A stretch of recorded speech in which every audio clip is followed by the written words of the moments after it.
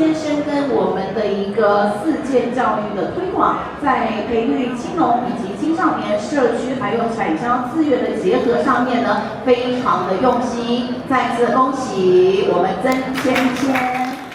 表揚來自各農業領域154位模範單位甲人員，表彰其佇咧農業生產、推廣甲技術傳承上的傑出貢獻。台南市農會3月25日在草尾羅農場舉辦115年農民節表揚大會，感謝因去年1冬的優秀表現。周子軒獲得的是我們10大綠色照護農民團體典範，恭喜我們周子軒總幹事。現在的農業是一個全方面的農業，不只是只有生產，那還有包含一些環境永續、生態保育人力的培育，甚至是綠色照護、生活保障等等哈。那各個面向都要靠我們各位農友，還有各個包含農會各個單位的共同努力，那才能做一個全方位的農業的一個轉型，讓農業的永續發展。今天可以看到我們場面呢，包括我們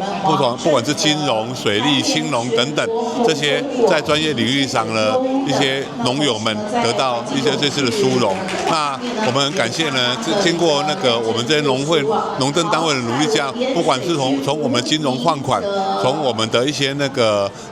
綠色照護等等的一些推廣，都做得非常好。那我們就透過這個時候來表揚大家。台南市農會表示，去年在各界農友攜手共同努力之下，為農業、農產品安全把關，積極推動有活力、年輕化、高競爭的綠化農業，推動新農民、新農業、新農村，打造高度競爭的優質農業，再創台南市農業發展的新局面。台南新聞張偉忠採訪報道。